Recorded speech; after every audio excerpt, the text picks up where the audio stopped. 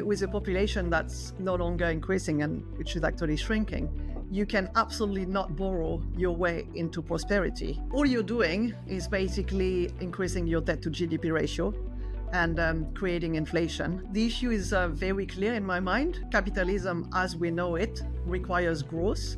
Why it requires growth is because it gives hope to people, and it's actually the only way to actually increase living standards for everyone. And basically, it's the only source of social mobility. And what's also very clear in my mind is there's no way Elon Musk would have accepted that job if it was like a fake job, and if he didn't, things could be achieved. They're coming to make changes, and I'm fully confident that Elon Musk is not thinking next 2 years. He's actually probably thinking next 10 years.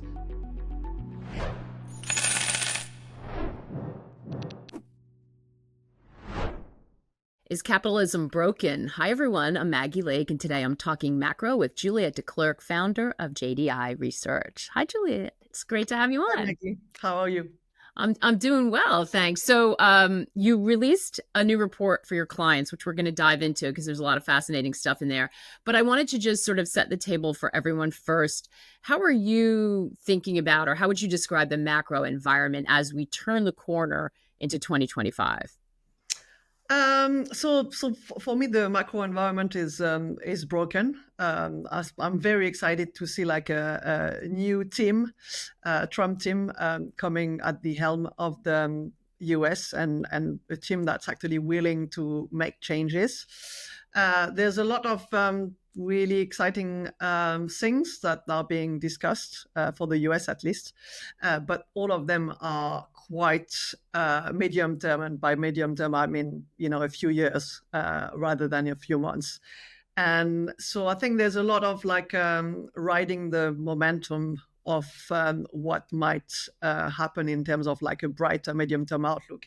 And there isn't much thinking going on about the price to pay to achieve that sort of like macro revolution. So I'm expecting that, January will fine, keep riding the momentum, but I'm expecting that 2025 will be completely different than the current sort of like macro forecast that everybody is going to be putting out, this month and at the beginning of January. So, I mean, this is actually my perfect, environment. It's a great environment for markets to get it completely wrong, and for JDI Research to just be like, look, this is not right. Yeah. That's what I'm thinking right now. And the best way to make the best of 2025 will be to understand perfectly all the behind the scene trends and underlying trends, and to be able to basically react to what actually happens when the new team takes over. So that's so interesting because I understand what you're saying, but it sounds like you are expecting a lot of disruption because Trump came into office, right, vowing to fix what's broken, and he's got Republican Congress to do it. Can he? I mean, are you expecting that they are going to just sort of, blow things up and try to rebuild something new? Or, Washington has a way of just kind of forming cement around people's feet, no matter how many times they say they want to change it. But you actually think we're going to see something different this time? Well, there is a larger Republican mandate than anyone would have dreamt of before. And what's also very clear in my mind is there's no way Elon Musk would have accepted that job if it was like a sort of like a fake job, and if he didn't think things could be achieved. In the first mandate, I think we were told to not take Trump literally, but seriously. And I think this time we have to take him literally.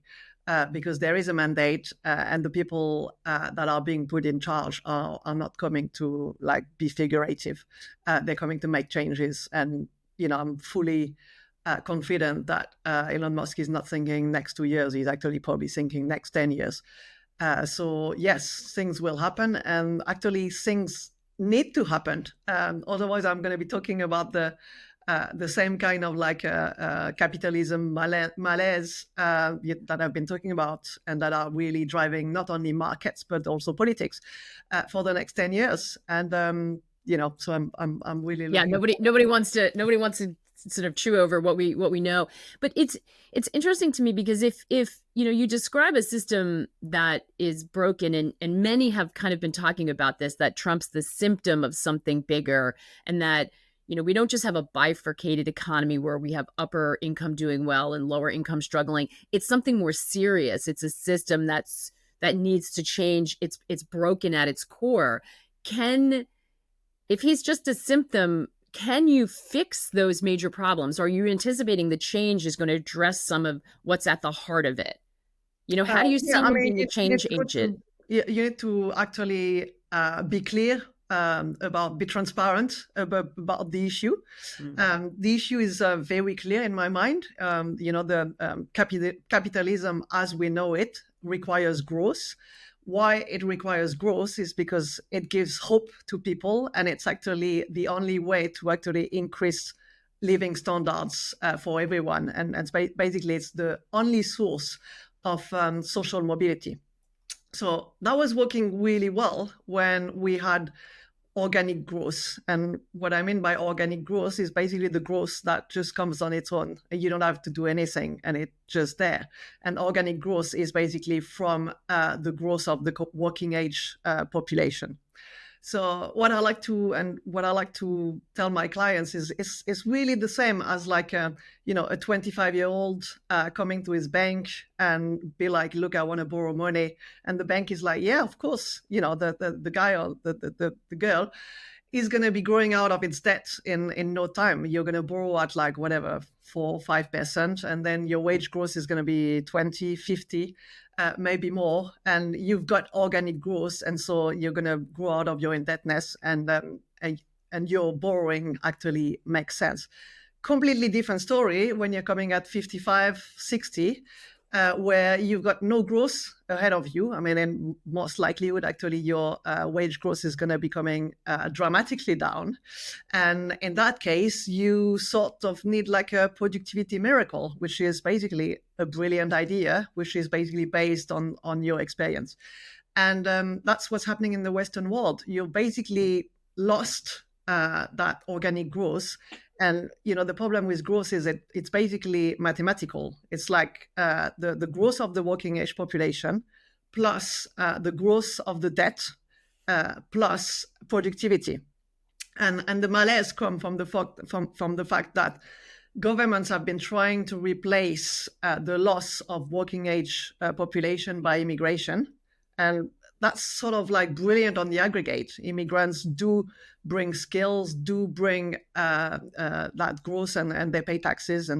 But the problem is it's not actually growth that goes into the median income pocket. It's basically just growth on aggregate, which is actually costing the working population and the middle class population.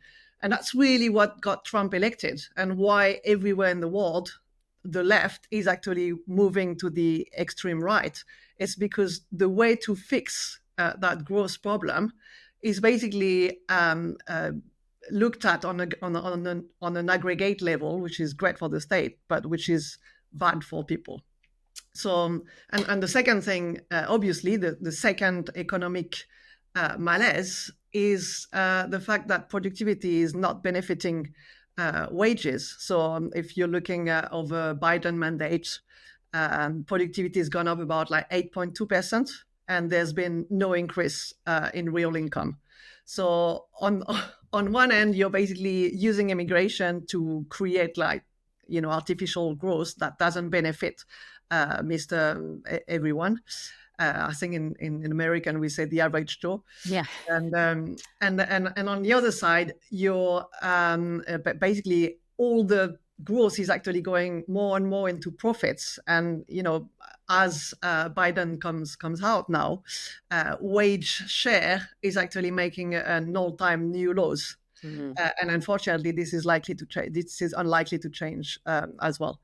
And then you're left with basically debt. And the problem when you don't have organic growth is that Debt is great when you've got upside potential. So imagine I want to stimulate demand. I basically do like have like budget deficit in year one.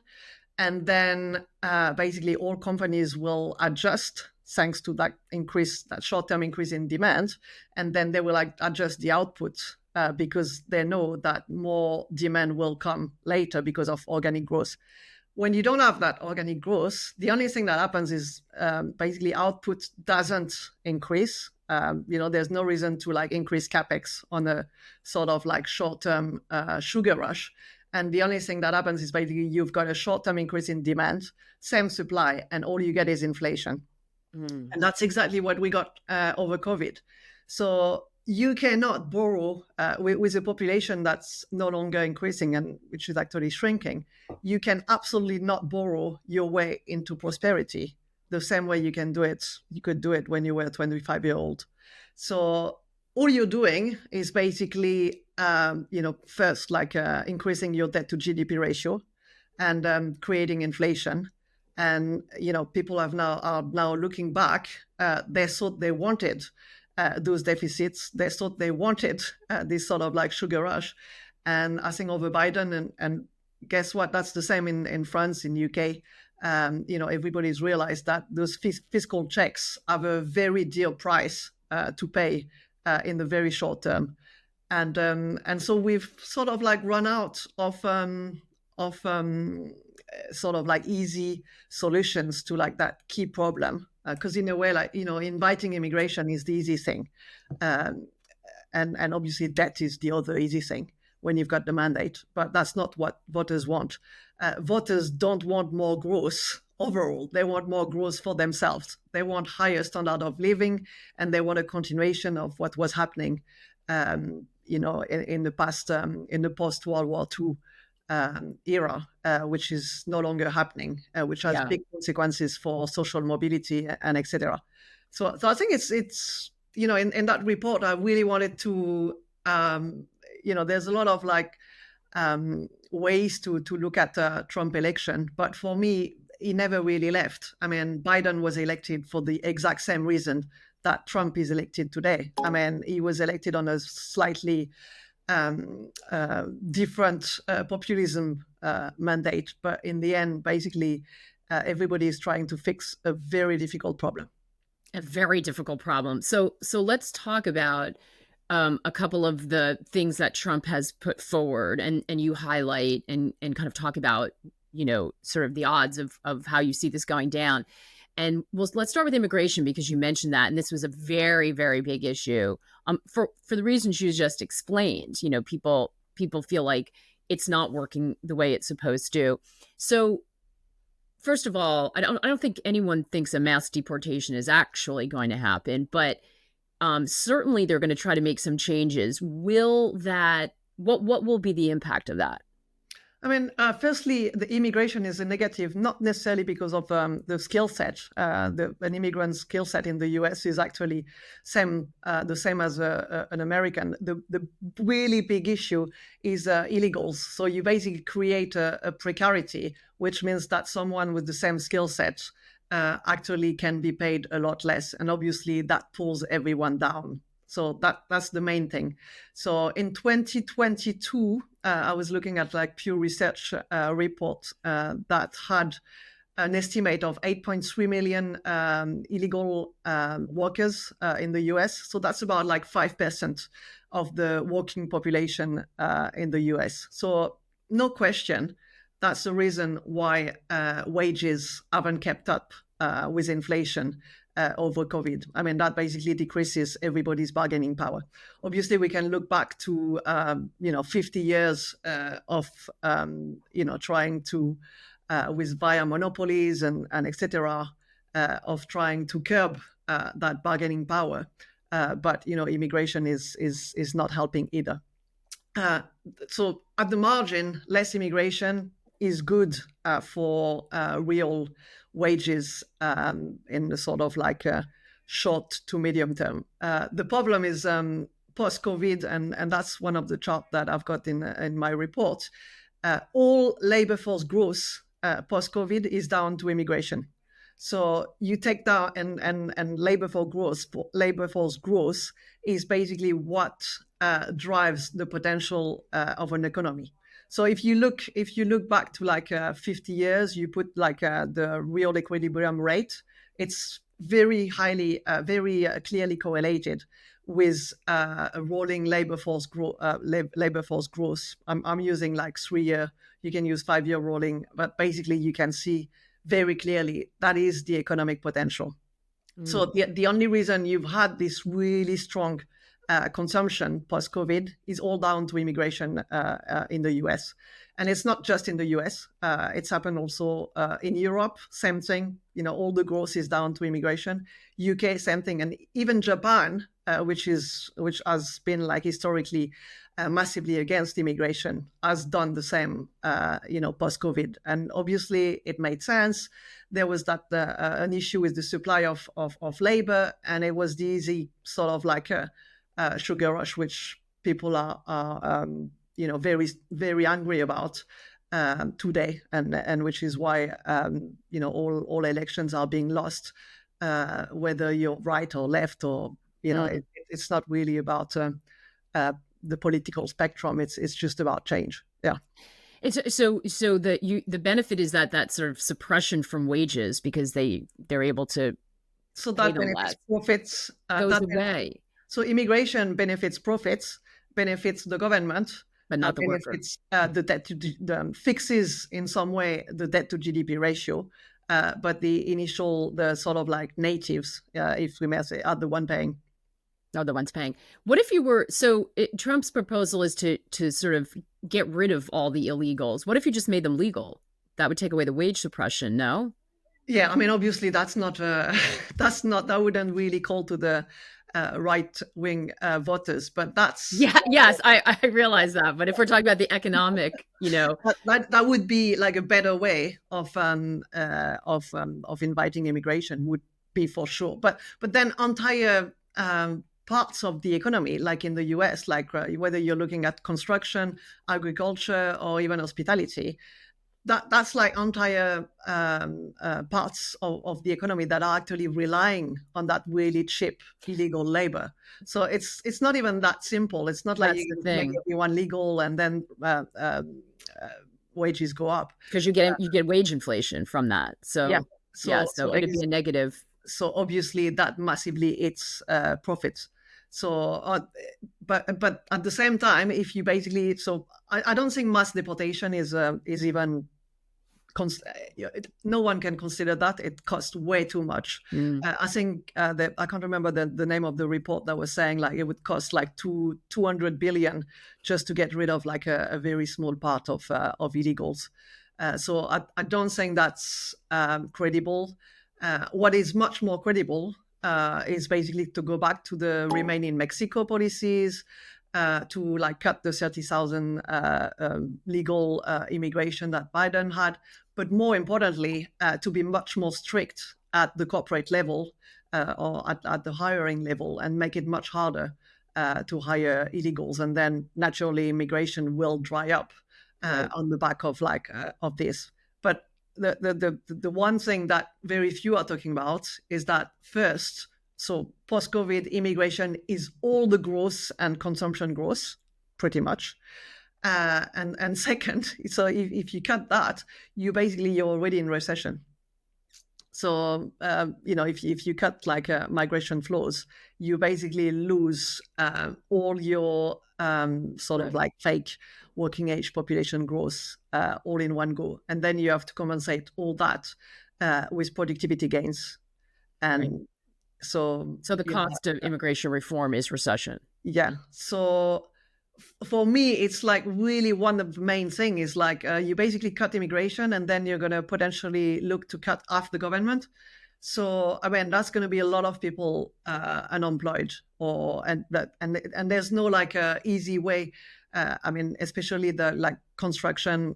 Maybe you can basically put AI and replace in the government on government database and replace some of that labor.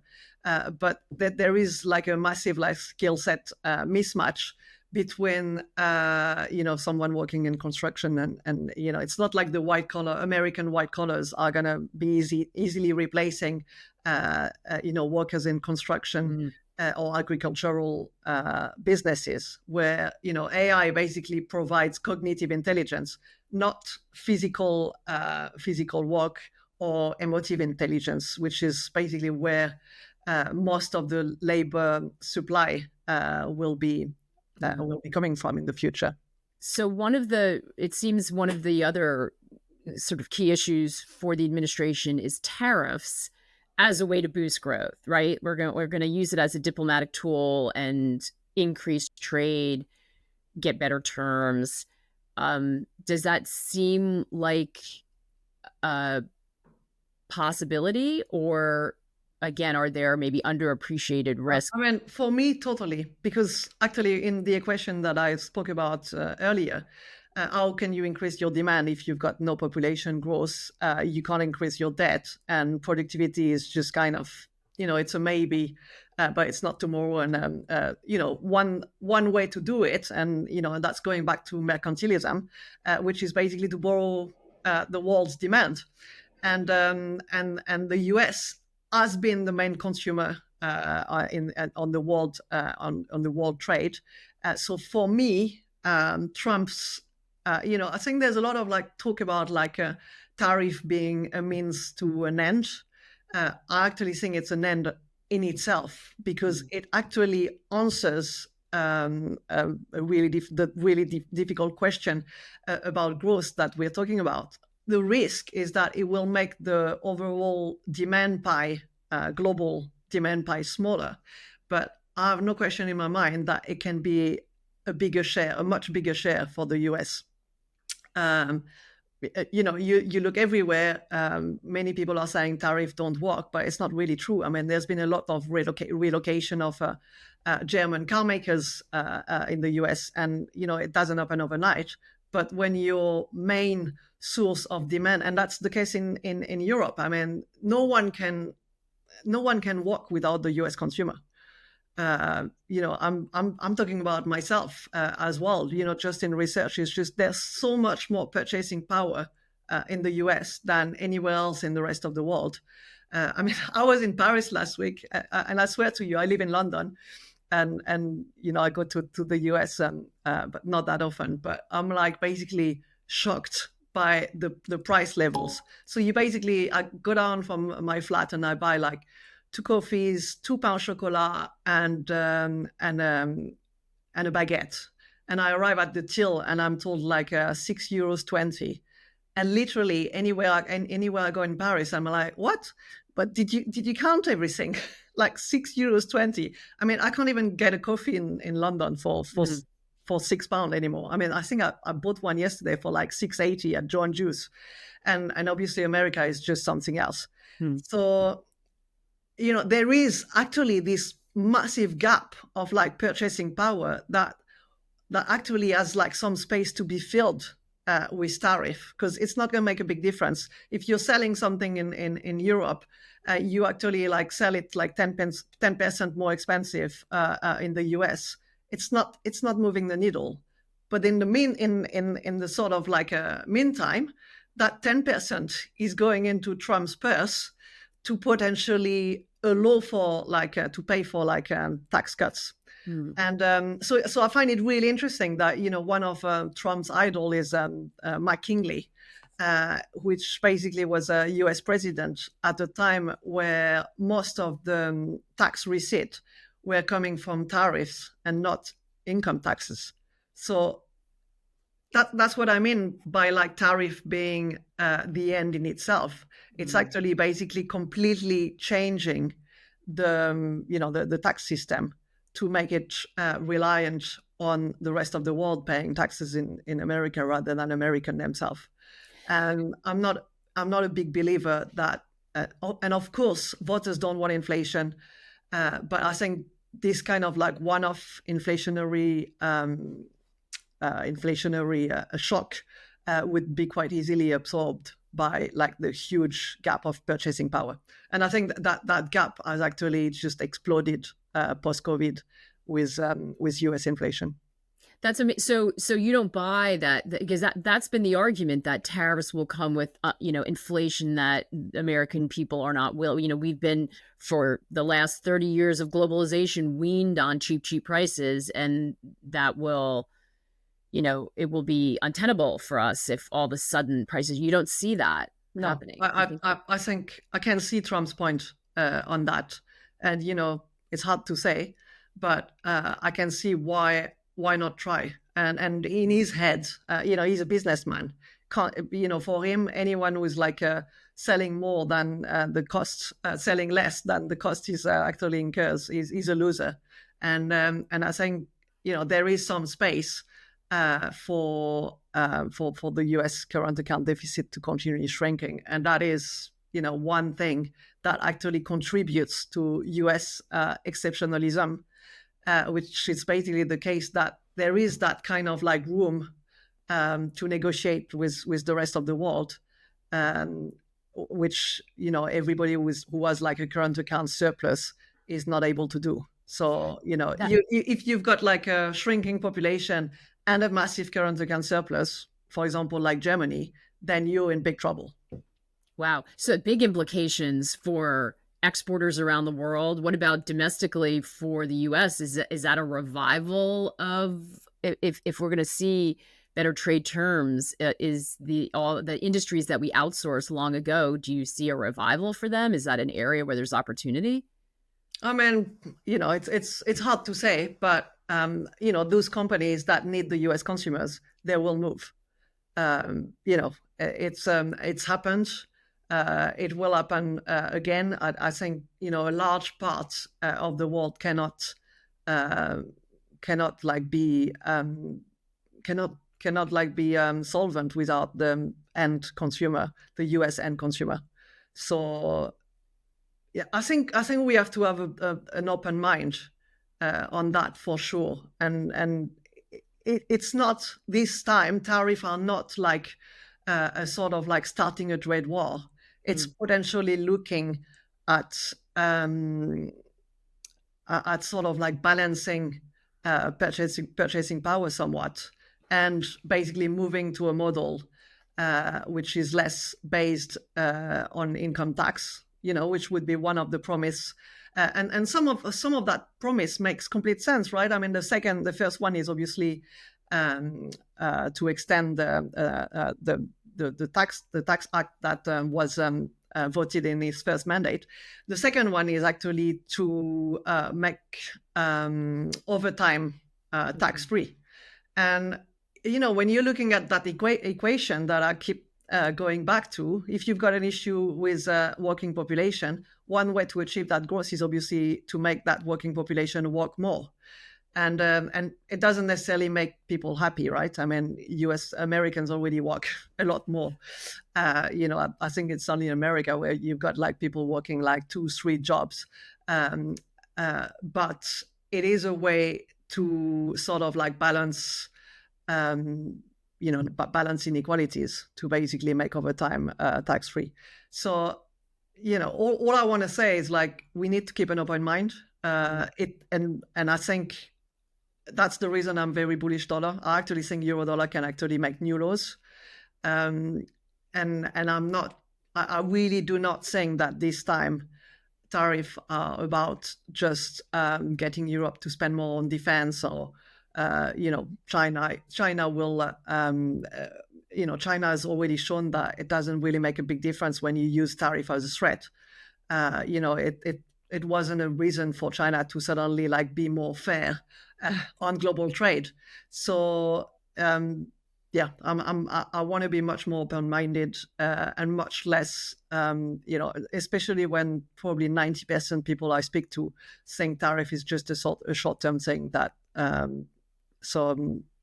one potentially the Chinese as well, having gone through Trump, Trump one first version, where it was a tool that if we move to a situation like that, this is huge implications for China. Is still very reliant on trade for their economy, and it seems like they're struggling now. Does that make you bearish China? Yeah, I mean, I'm certainly not bullish China. I'm bullish dollar against the one as well. But when you think about it, I mean, China has been talking about like boosting its domestic demand for what, as long as I can remember. And the only reason it's not happening is because they're relying on that U.S. consumer. So you put on tariff, and you actually do rebalance macro, if you see what I mean. Like Mhm. Trump is not all bad. And the same thing for Germany. You cannot just rely. Like everybody's been talking about like domestic demand needing to be boosted in China for about 20 years, and Xi himself has been like earmarking this as a main goal, and Mhm. which basically never happens.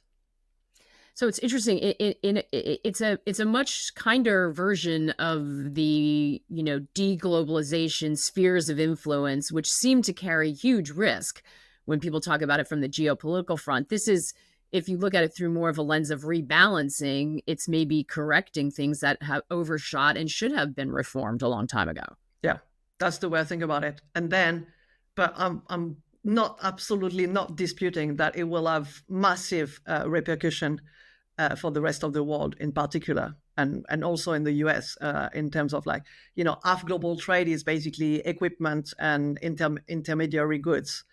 So there will be like huge disruptions. So it's not like you can be like, you know what, tariff, that's okay. In the end, we'll just get to where we should have been if the world was better balanced. It does take the sort of like dark night of the soul to basically rebalance global trade this way, and there will be big losers. Yeah, talk to me a little bit about that because you use that language in the report, and when I was reading over it, I thought, gosh, I might need something stronger than coffee for this because that sounds very, very scary and daunting. And by the way, along the same lines of a lot of the conversations that I've been having, this idea that the system is broken and that we are entering a period of great change, you're looking at the opportunities there. Some people see it also the risk of real chaos, real economic pain, dislocation, the losers who lose, it will be, catastrophic in some cases. So there's a lot of risk to this scenario, isn't there? Yeah, definitely. I think the main risk, and what I find really interesting, is the sort of like, I have no doubt that Elon Musk is a big part. He's the one person that we need to look at, in January, and in government as a whole. But the interesting thing with Musk is the way he's thinking. He's like, look, I'm going to power the whole planet with the sun. Everything we ever wanted in terms of energy is there. And he's not the kind of guy who is like worried about how difficult it is. He's got the end goal, and then it will take time, but basically that's where he's going, and that's amazing, an amazing mindset, right? I mean, that's the mindset that we're trying to teach our kids. Like, it doesn't matter how you get there, you just need to use incremental steps, and even psychologically, that's what they tell you. Like mentally, if you just make little changes every day, in the end you make a massive change. So all that to say that basically the horizon that Musk has is not like 3 months. So in terms of like reforming the government, I think there's actually a deadline, which is Independence Day, the 250th anniversary of Independence Day, which is, I think it's 2026 next year, and I fully think that can happen. Uh, but yeah, I mean, what's really interesting is the dichotomy between what needs to happen, which is basically we need to replace the working population by AI, because we don't have any more growth in the working population. So a lot of the future growth is going to be basically driven by productivity, and we know it can happen. It's maybe not a matter of like 2 years, but it's definitely a matter of less than 5 years. So the same way the blue collars have been phased out of manufacturing, white collars are going to be phased out of white collar job services. And but really the problem is that if all this productivity is going into profits, which has been the case, unfortunately, and is since 2000, the divergence between productivity and real wages has been tremendous, and that's really part of why the median worker is so angry. It's because like he's not getting his productivity. So we basically need to find a way to fairly redistribute that massive productivity gains, notably to people that are going to be phased out of their jobs. So for me, that's really like the key thing, and where the revolution needs to happen. And a dark night of the soul is basically the end of a lifetime of denial, to actually face the truth, but not just face the truth, actually deal with it as well. And in the end, there is a potential bright outcome. So that's what I'm looking at. So disruption, a lot of pain somewhere. Yeah, a lot of pain in that, right? So it's interesting because Elon Musk is obviously this larger than life figure right now, holding great sway, it would seem, and influence in DC, even though he wasn't elected. And Peter Thiel just did an interview recently. I don't know if you saw, it's kind of been making the rounds, talking about this anti-elite, anti-establishment movement. There's a lot of roots running through into technology because of the connection to the need for productivity and, the technological changes we're seeing, and this idea that it's going to upend the status quo. There are positives as they're able to do that, but in that kind of wreckage of change is usually where government steps in to try to manage it somehow. So is this a situation of in Silicon Valley we trust? Is that the direction it's going? And I don't know, how does that sit with Washington, where they don't seem to be? I've no doubt that it is like in Silicon Valley we trust, because that's where growth is going to come from, and it's not just going to be in the US, right? I mean, I've got a very strong intuition that part of the sort of like tariff on Europe and Musk being part of Trump's team is also to basically extend. It's basically going to be energy war, and basically having the Europe as a end consumer for like renewable energy that Musk is going to be producing. And when you start looking at these kind of things, you realize it's just mind blowing. The sort of like spider thinking that Musk is going through. I'm sure that SpaceX has nothing to do with going to colonize Mars, and everything to do in finding all the precious metals that are necessary to store renewable energy, which I think he can already do and already produce in Texas. And I've got also a very strong intuition that the way he's going to be selling that energy without losing it all on the way and being able to sell it to the rest of the world is basically via beaming it through space. Space mining. Yeah, so space mining, but also like using space to actually move energy from the US to Europe, for example, like beaming it through space. So this is all coming, and this is all part of like closing the current account deficit as well. Basically making sure that infrastructure. It's sort of like like post World War II when America came to liberate France, and then what happened in the next 5 years is you got McDonald's everywhere. It's kind of like it's sort of like the same feeling of like, I see what's happening. Like basically in 5 years I'm going to buy my renewable energy from Musk making it in Texas. And so yeah, under those circumstances, is it impossible to be too long Elon? I mean, is that the trade? I mean, I think you have to be long Elon and short the economy, because unfortunately, there has been a lot of talk about how you're going to be sharing that productivity. And, when Biden came to power, there was some talks. Unfortunately, like capital is a very fleeting.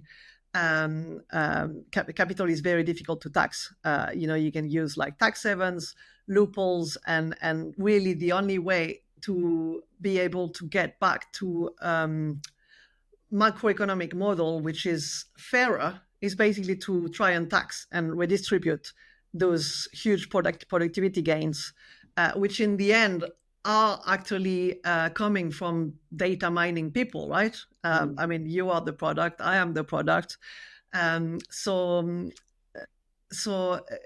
I think there was a sort of like hope when Biden came to power that there was better with greater global governance, you could actually get to that model of like AI actually benefiting everyone, and AI actually allowing you to have like more time for yourself, and actually increasing your standard of living, instead of what we've seen with manufacturing, when manufacturing jobs were lost, and that purchasing power was never regained, really, which is part of the reason why the working class is angry.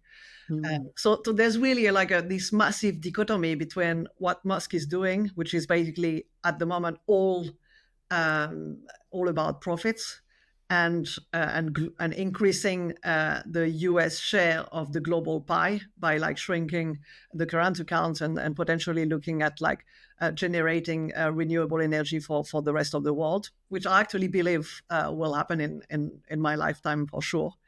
And Trump being elected to actually increase the working class and the middle class purchasing power. So there's a way to connect the dots here, which sort of worked when you looked at Biden and potentially greater global governance, and when you look at Trump, who is more like about like economic nationalism, and that you just don't understand how this is going to work. Trump and Musk don't make sense here. We'll see how the dots. Well, talk to me a little bit about that, because prior to this, it sounds like, oh, okay, Musk is geniusly playing the long game with these larger, sort of energy source, global provider of energy from space, and connecting it all. And Trump is the facilitator who kind of, allows him to sit in the seat of power to do that. But now you say you can't reconcile the two. So where's the tension? No, it doesn't reconcile, because on one side, you're basically losing jobs from immigration, losing jobs from government. You replace it with AI, but that productivity goes into Musk's pocket or into Silicon Valley's pocket. So, the middleman, the working class, is not getting anything from it. And that's, what the short term. Maybe something will happen in the longer run, where you find a way to distribute that profit. But then obviously that's like lower earnings, right? It's right. Well, this is pocket. Right. This is the thing. The power. Go ahead. At the moment, I think Wall Street or Silicon Valley versus Main Street. I'm along Silicon Valley versus Main Street. And what about Wall Street? And Wall Street is like somewhere in the middle, right? Yeah, because that's the thing. If the sort of equilibrium is going to swing more balanced toward workers, and away from shareholders, shareholders have to be willing to tolerate that. Do you have to see a big correction or decline in equities? I mean, are equities not the place to be even if Wall Street's caught in the middle of that battle? That's a battle that doesn't seem like it's going to go well for sharedholders. Yeah, I'm looking to go short equities from like early January to sort of like play the when everybody's like looking for like a brighter momentum, to basically play the reality of what will be in 2025, which is basically lower jobs, tariff being disruptive rather than giving the US a larger share of the global pie, the rest of the world potentially being in recession, the dollar much stronger. This is what 2025 will look like. And if 2025 doesn't look like that, then we don't get the greater sort of like, we don't get out of capitalism malaise. And, what will come next is nothing will remain of Trumpism except for like a continuous anger. Well, this is the risk that some have talked about. So it's chaotic and painful. The question is, can they hold their will and continue doing it, or find a way to either communicate it or to give something to workers to help offset the Yeah. pain So, from a for example, governmental. for example, if you straight away said that tariff is going to be redistributed via income tax cuts, then suddenly, so it's all about timing, really, Mm. all about being clever, and we've got Scott Bessent at the um, Treasury, who obviously is extremely clever. So there are reasons to be enthusiastic and think that somehow this can work, and we're going to get ups and downs, but we can actually get to a better place without huge disruption. Maybe it's just like a technical recession. Mm. Um, we'll see what happens. I mean, I'll be there on a daily basis to write about what I can see, and I'm fully confident that there's going to be huge opportunities. Yeah. So one of the opportunities is long Tesla. When you said short the economy, how do you Well, manifest I that? like to just I think the cyclical uptilt that we've seen pre and post election is going to be short lived. So I'm actually looking to like short the Russell. So basically short the small businesses that are going to be not benefiting from productivity gains, but that are going to be bending on lower immigration, lower employment. Mm. So that's the first thing I'm looking at. I'm looking for like a stronger dollar, especially against the euro. But the rest of the world as well. It's just that euro is more liquid, and it's probably going to be leading. And I also, potentially I could see the Fed actually also accommodating this sort of like move. I mean, we've seen it happen in the Liz Truss moment in UK, but we've also seen it with the ECB, right, where central banks are actually able to basically facilitate a sort of like macro revolution. In the end, it's going to be like a game between like different really important actors. But I think the Fed will cut a lot more than what's priced in for 2025. So I'm still long to year. Wow. So and do they abandon inflation? Does this come with inflation I don't or? think inflation will be an issue with less employment growth. And potentially, if you're talking about like powering the world with renewable, then oil will come, will continue coming down. Um, you know, we'll see what happens, but I'm not worried about inflation. I'm much more worried about recession. And what about, it sounds like we talked about long Tesla. What did the Mag 7 continue to just run higher because of the importance of technology and AI? Yeah, I mean, I still it's really interesting. I mean, I had a recommendation to be long Nasdaq, short Russell, up until like mid July, and I think that was like maybe a year long recommendation, which gained like 30%. Since then, Russell and small caps have been like catching up, and basically, I was really surprised by how badly tech has been trading in the past couple months. Obviously, there's a main reason for that is that it's growth sectors that are most affected by higher rates. So you obviously get that earnings being devalued by like higher rates in the past 2 months. But I think that trend will basically resume Nasdaq versus Russell. So I'm actually like looking forward to put it back on.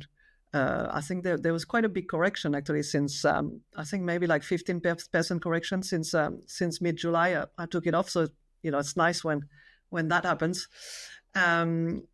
But yeah, that's the one, and also because I'm looking for lower rates as well, so that would work on both sides, where I continue to see inequalities widen, profit share increase until basically it becomes so unbearable that something happens, whether it's with Trump and Musk. We will see.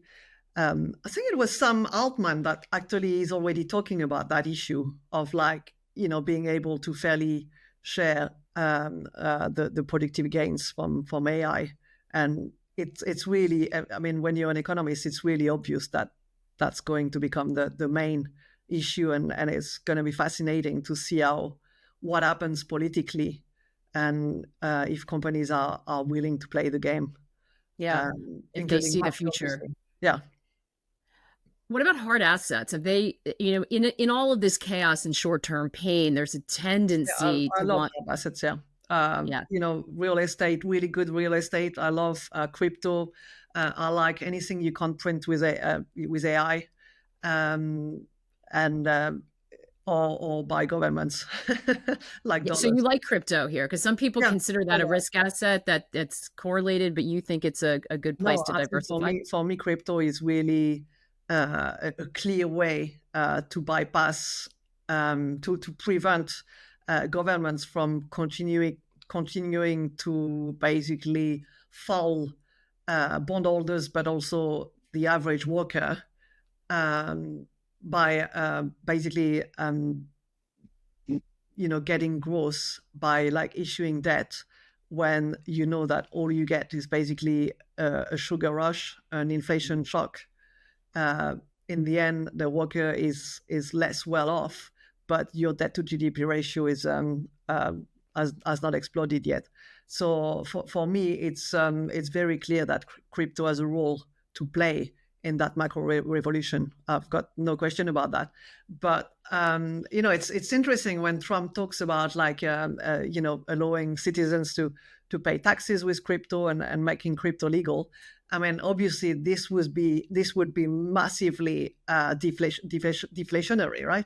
Because the source of inflation and the source of anger has been the debasement of the dollar, basically, Mm. and currencies around the world. So, if just a small part of the U.S. economy was becoming crypto rather than dollar based, I mean, that would basically tie the hands of the governments and give some sort of like security to the average worker. So I can see why Trump likes it, but again, difficult to connect with like um, uh, an exploding debt to GDP ratio.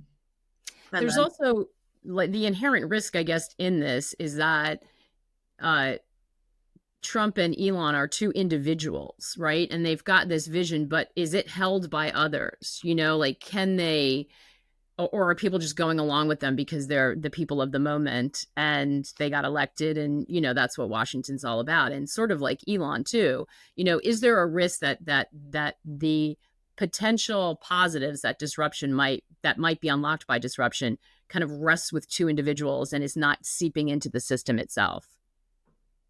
I don't see how it's not going to seep into the system.